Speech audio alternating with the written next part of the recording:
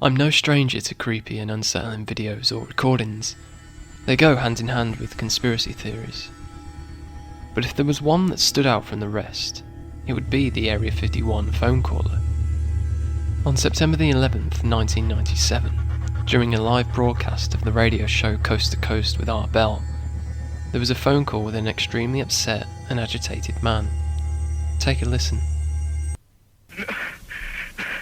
The military, the government knows about them, and there's a lot of safe areas in this world that they could begin moving the population to now, Art.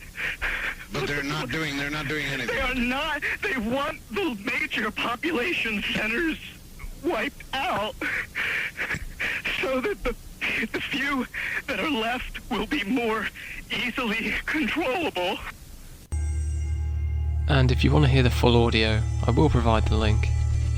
Now, not only was this call recorded live, it was also abruptly cut off, as was the radio station, which experienced a brief blackout once the caller was cut off, forcing the station to come back online via the backup generators.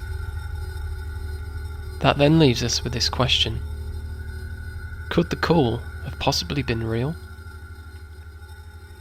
Well, the caller seems frighteningly genuine, with many people doubting the ability to pull off a hoax so well, and that if this is fake, the caller is demonstrating some serious acting skills. But this also does little to explain the radio station's blackout, which by most accounts was legitimate. So either the authorities shut it down before the caller could expose any more, or it was one hell of a coincidence. But that hasn't stopped people suggesting that Art Bell may have been behind it and that it was a publicity stunt to attract more listeners. During the late 90s, Art Bell's Coast to Coast radio show was one of the most popular in the US. In February of 1997, 7 months before the calling incident, Bell's show was reported by the Washington Post as America's highest rated late night talk show and broadcast on over 300 stations.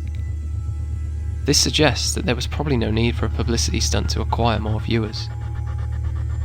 Not to mention, in 1998, Bell received an award for media integrity.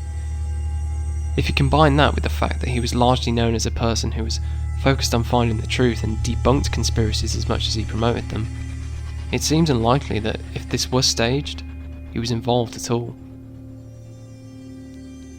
Art Bell has also received countless other radio awards as well as being inducted into the National Radio Hall of Fame. So it would seem that Bell's character just isn't that of a man who would stage a hoax in an attempt to gain viewers. After the call gained media attention, a number of different people owned up to being the caller, but only one of them stood out from the rest. On April 28, 1998, just 7 months after the initial incident, a man named Brian Glass phoned in to confess he was the original caller. In an attempt to prove his claims, he reenacted part of the call, demonstrating what seemed to be the same voice from the original call. Check it out. So, what can I do to prove my claim here? Well, I guess you could give us a little of what you gave us then so that we could hear it and know it to be you. Are you sure you want me to do that, Art? I'm positive. Don't, Art, please. I don't want you to ask me to do this. It seemed that this conspiracy was well and truly debunked.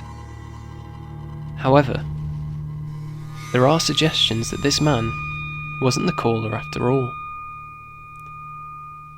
The suggestion is that whilst the voices seem the same, they are in fact not.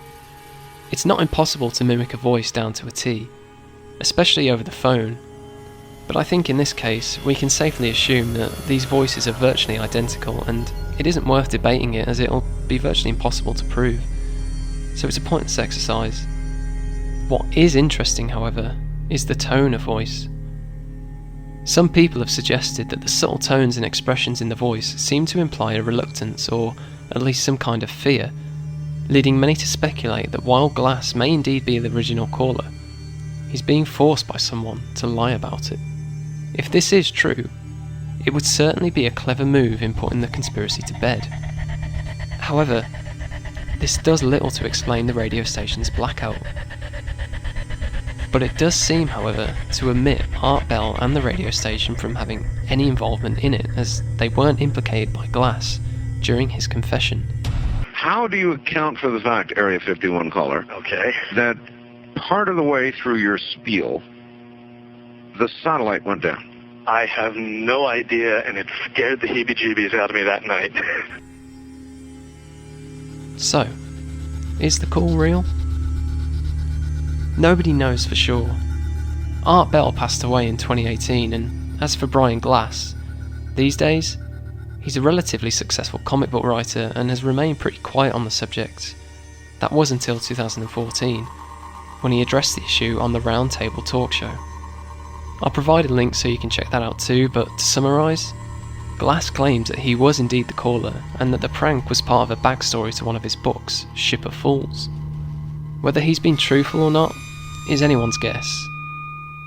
He does, however, attempt to explain the radio show going off air as a satellite issue, which apparently affected 500 other radio stations. So, we're left with three scenarios. Either Glass wasn't the caller, but simply a man who had a similar voice and was hired to spread disinformation, or he was indeed the caller, but he was paid off. Or he is simply a man with a similar voice who heard the call and saw it as an opportunity to gain some fame. But there are some parts of the caller's claims that do seem interesting. For one, he refers to aliens as being extra-dimensional beings, which at the time was a relatively unheard of theory, but these days, it's quite a popular idea on what aliens actually are. There's also talk about the military and government infiltration, which again is a popular theory these days. However, there was a lot of talk about wiping out large portions of the population. Almost 23 years later, there hasn't been nothing matching this theory. Sure, we've had our fair share of disasters, but nothing close to the scale of large portions of the population being wiped out. So what do you think? Was this a real incident that was cleverly covered up? Or was this just a hoax perpetrated by an incredibly good actor and a freak coincidence?